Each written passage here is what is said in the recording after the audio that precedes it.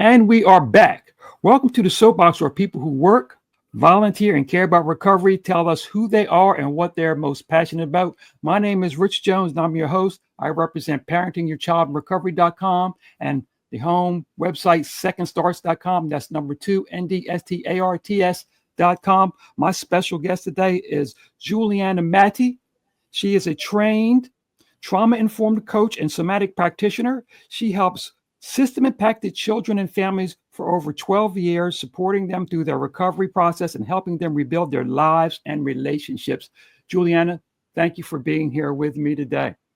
Thank you for having me, Richard. It's good to have you. I'm very interested in some of the deeper aspects of recovery because I work on sort of the top end, just saw you guys, but some of the deeper work that has to be completed. I'm very interested in that, Listen, I start the show off every time asking everybody, just give me a quick Cliff Notes version of who you are, your journey. Let us get to know you a little bit. Well, as you said, my name is Juliana, but most people know me as Julie. I started working with children and families about 15 years ago now.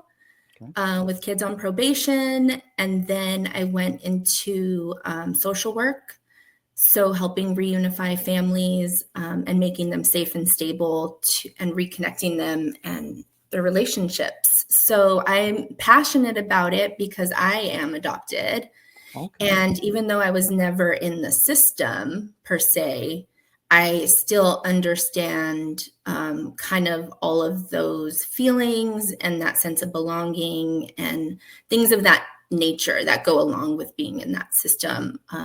What they, how important it is to be there for people and build them up and empower them. So that's kind of what got me into that line of work. And then once I left, I kind of saw everything I needed to see and experienced everything I needed to experience and do. And now I just started my own business, helping people heal and grow through their trauma. So it's been a good journey for sure. Okay, good. I'd like to just let you know that I appreciate you being here because my goal is to really get the spectrum of people in recovery and people to help in different aspects. And yours is very important. Expand on something for me. When you say system impacted, in your mindset, what does that mean to you? System impacted. Oof. I mean, so being a social worker and working for the government, you see how all of our systems are at play with one another, right? And how they can help people or hold them back, really. Okay. You see both aspects of it, the failures and the good stuff. But, any incarcerated, that could be system impacted. Going through the foster care system, that's system impacted. Like I said, I worked with kids on probation. So any sort of intervention, right, that our systems need to be put in place to help support somebody. That's kind of my version of it. Okay. Give me a couple of scenarios, and I understand what you just said, but give me a couple of real life scenarios so people can realize if they needed to call on you, what kind of situations would they be in? Some real life family scenarios. A lot of domestic violence, so intimate partner violence. Right. So very unstable households where it could instill fear in children and harm, right? Safety. Right. Usually when you're in the foster care system or become a ward of the state and the court or a dependent, there's usually a safety concern going on. So people, maybe parents are substance users and it's affecting their ability to parent safely and take adequate care of their children. So any sort of safety concern and basic needs not being met also, things of that nature. Okay. And the nature of your work is focused on the past traumas that they may have had. Well, it's everything, right? Okay. So it's the immediate concern, it's helping stabilize. And this is what I left 2 years ago, but this is how I got my training, Gotcha. and how I know everything I do now, regarding trauma. And it actually helped me heal being in that system because, like I said, I am adopted. So, just understanding the ins and outs of trauma and that what that recovery looks like really helped me grow as well as a person. But sorry, I forgot the question. What was the question again? I was asking you about relating your work to their history of trauma and how you put that together. That was a great explanation. You started out your career working in trauma, and you used all that knowledge and what you had saw to bring you to this, added it to putting in a coaching perspective, we might say. Yeah. So, yeah, I mean, usually their safety concerns were because of their past trauma. Okay. Right? They don't have the skills or the development to parent safely. It's emotional dysregulation. They're using substances to cope with underlying pain.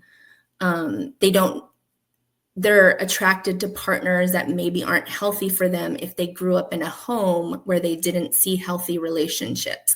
They don't have skills to resolve conflict. So it ends up in a heated debate, and that just escalates, right, to sometimes violence or things of that nature. So it was really everything. It was stabilizing the home, but then also educating them on how their past is a factor in what's happening currently.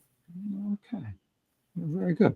I'll take a quick break, and I just want to tell everybody, and I'm proud of this, that finally found a home for the Soapbox, and our home base is going to be on Substack. So for those seeing this show, or if you want to see other shows we did, we go to Substack, excuse me, the Soapbox with Rich Jones RN. That's where it will be.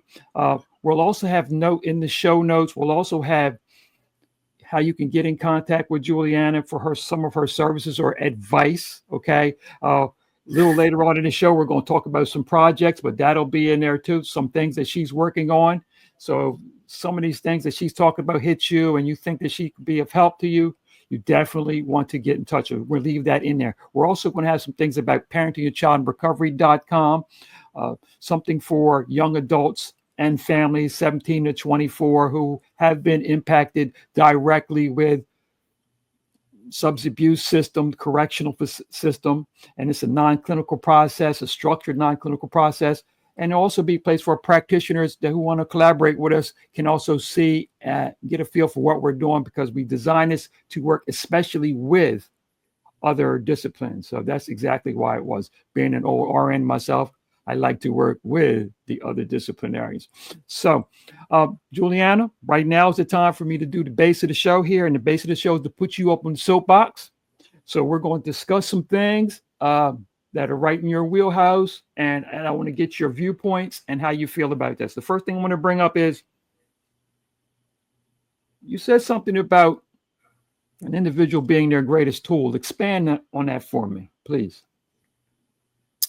So what I saw that kind of really stuck with me and didn't sit well with me was that when we were intervening in these people's lives and going and recommending services for them to help stabilize them, a lot of care, like our standard form of care, is usually, right, it's pathologizing trauma, so giving them a diagnosis for their mental health, giving them some sort of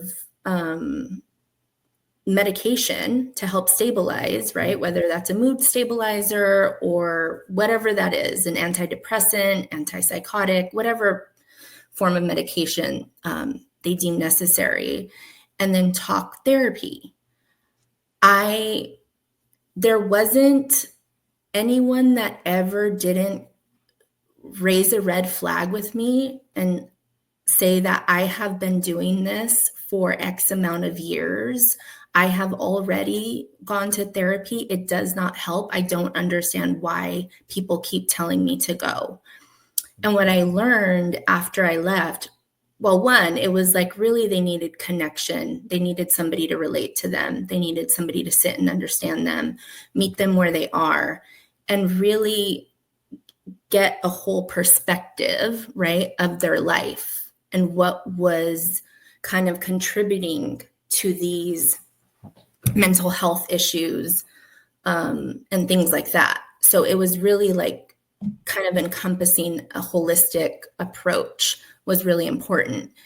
And then becoming a somatic practitioner, really understanding how trauma affects your nervous system and how you can use very simple and practical tools to help you emotionally regulate and mitigate a lot of those trauma responses is super important. So including the body, a lot of people don't know that what you eat has a huge factor in your mental health. Okay. And a lot of the people that I was dealing with, these aren't necessarily people with a lot of resources, and which a lot of the people in the United States now are, really food insecure. So they're going to very cheap and affordable, very processed foods, or maybe they're eating a lot of sugar because they need some sort of like help uplifting their mood and energy. And they're not realizing that that plays a huge factor in their mental health. They have a lot of digestive issues, right? Like they can't sleep. All of that, like survival state affects your entire body and your entire being, not just your mental health. And I don't think that that's looked at enough. So understanding how you can use your body and your nervous system and food and sunlight and things like that are really important. And that's what I mean. Okay, very, very good. Next one. You have something to say about belief in yourself. How a person uses that to create direction. Tell me how you feel. What's your thoughts on that? Belief in yourself? Yes. Yes. Well, if you do not believe that you can do something, you're gonna prove yourself right. You have to have the belief that you are good enough, you can do it, you're strong enough, you're capable, you're wise enough, you're knowledgeable, you have the inner strength and resilience to get to a goal that you want to get to. That's what I mean. And a lot of people with trauma, those beliefs, their beliefs are formed, right, from their outside circumstances. And they're usually, I'm not worthy. Yes. Like it's a lack, it's always a lack of something, right? It's typically a lack of something. It could turn into grandiosity, but it's typically a lack. Well, even grandiosity is centered around shame. So when you get to the root of it, it's still that way. But yeah, so really forming your beliefs and really like listening to that inner critic and how you're talking to yourself, that really fuels what you are going to produce and how your day goes and how your life goes and everything like that. So it's super important to have that belief in yourself and a strong belief system. All right. Okay. And you've got some strong beliefs around, I guess the phrase would be the company you keep, Yeah. Yes. Yes. We're a reflection of, the people surrounding us, right? So even though I had a lot of childhood trauma and had all of those negative beliefs about myself as well, there was something always in me that I surrounded myself with good people who lifted me up, good friendships, good partners, like romantic partners, people that made me feel good. And they wanted to see me do well. They were doing well. It was a reason to kind of uplift myself and meet them where they are and like believe in myself even more, right? You're a reflection of kind of the people that you surround yourself with. So does that make sense? No, it makes perfect sense. I just was thinking of so many times with who I've dealt with and through nursing career, mostly the back part of it was in corrections and dealing with the young people. Yeah. The family, the people that they know was, I don't want to say maybe second to their trauma, but right next to it was, because even if you attempt to make strides, if your surrounding components aren't at least not against you, if not with you, not against you at least, it's a ice skating uphill for sure. And a lot of these communities, especially in more impoverished wealth and mentality wise areas, there's that phrase what I like to use is the crab in the bucket type thing. They don't they're right, they want to pull you down. And unfortunately that goes for not just who you might think are enemies, but even with the people that are closest to you and love you the most. Same phenomenon can and will easily occur. So definitely, that's a good point. Yeah, a lot of in our case plans, right, it was your support network, because people that weren't doing well and had safety issues didn't have a big support network, so they needed to get some, or it was they were surrounding themselves with people that were had similar behaviors, similar traumas, were in similar situations. So that was a big part of case planning, finding a solid support network. Last soapbox point. This is an important one, I can tell. Giving yourself grace. Giving yourself understanding. Talk to me about that. Yeah, that's hard. It's something I had to learn. A lot of the times we blame ourselves for what's happened to us or happening like around us, or our perceived failures, or we are really hard on ourselves. And that can just kind of like lower our mood and like continue to pull us back and down. So really like being able to meet yourself with where you're at and accepting it and forgiving yourself. And really healing is about like accepting all versions of yourself and all parts of yourself, but like not just ignoring it and giving excuses. It's also like reflecting on it and seeing where you can do better and learning from your mistakes and not giving up. That's grace. And that's like understanding, right? It's like we're all gonna mess up. And we're all dealt different hands, some of us better than others. And we just have to accept that a lot of the times we're just learning and growing and evolving. And as long as you keep doing that, you'll make it to where you want to go. Very, very good. Okay, real briefly, again, remember, show notes. Our new home is Substack. I'm kind of excited about that. That's why I keep saying it. Not that it's a big deal, but it's a big deal to me because I didn't have anywhere to put the show.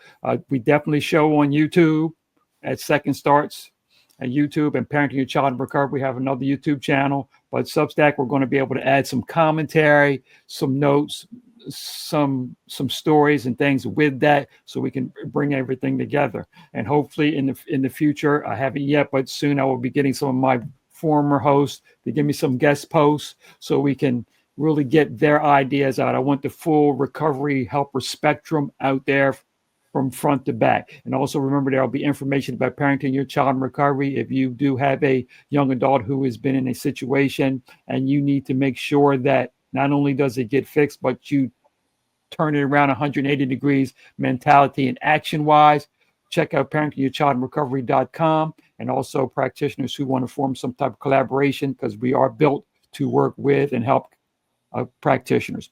Okay. I want to talk about, before we go, I want to talk about your projects. What do you got going? Anything special that we can get that you might be able to help our guests out with? Talk to me.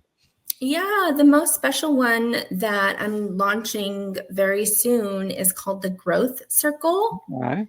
And like I've been saying, trauma recovery or any type of recovery, it involves really like analyzing the factors in your life. Your lifestyle, your habits play a super important role in that. Learning how to emotionally regulate, learning how to work with your nervous system, learning how to connect and build positive relationships. So it's kind of a safe space for people that need just that extra accountability, support, and guidance, that they're on the right path. It's going to be giving them tools. It's going to be a growing library, basically, but of grounding techniques, tools that they can use so they can develop all the skills they need to heal and grow. So, all right. So, who's the ideal person that should be looking at this and contacting you? Ideal people or people group. Yeah, anybody has trauma. I'll be helping with emotional regulation and grounding techniques, helping people rewire those negative thought patterns, because that's a big thing with trauma, right? It's like those stories we continue to tell often creates our suffering. So teaching people how to do all that. So if anybody who has trauma, really, it'll be beneficial. Even if you've had therapy, and you need extra tools like outside of therapy, it would be helpful. If you tried other modalities and they didn't work for you, these are going to be very simple practices that you can incorporate in your daily life to help you work with the nervous system and develop all those skills and tools that you need to continue to grow and evolve and move through those trauma responses. Okay, very interesting. Okay, good. So, and also, again, in those show notes, we'll try to nail down as much information for you guys as we can. So, how you can exactly get in touch with Juliana and take advantage of her expertise in this area. For those who need it, it is extremely needed. And for many of those who don't think they need it, is more than likely extremely needed for you also. So exactly. So think about that. And also, again, parenting your child in recovery information in those show notes. Juliana, before I go, give me I know I like to ask, tell me a little bit about Juliana's off work personality. What do you do? Anything's either special to everyone else or just special to you? Give us something before we go. Well, I live by the beach, so riding our bikes down there, getting ice cream, just kind of walking along the beach. I love to hike. So anything in nature, really. Yeah, and I have a kayak, so I'm going to get back into that. I haven't been in a while because we had our daughter, but we have to buy her a little life jacket, but we're going to get back out soon. Yeah. Walking my dog. Just any road trips, sort of just classic things. Cooking. Classic is the best. Okay. Yeah. Classic is the best. No doubt about that. Okay. Juliana, again, I want to thank you for coming here and sharing this with us. And I am absolutely sure that we are going to be of benefit to someone greatly. I can feel that. So I want to thank you for coming out and being on the soapbox and telling us how you feel. Very much appreciated. Okay. Thank you. Everyone, for myself and Juliana, I want to bid you goodbye for today. Remember those show notes. It's very important that you check this out. If she's speaking to you, I don't want you to let it go by. And in closing, I'd like to have everybody remember my favorite phrase. Let's get out there and help somebody get better, help somebody stay better, and most importantly, help somebody be better. Thank you. Till the next time. Thank you. Okay.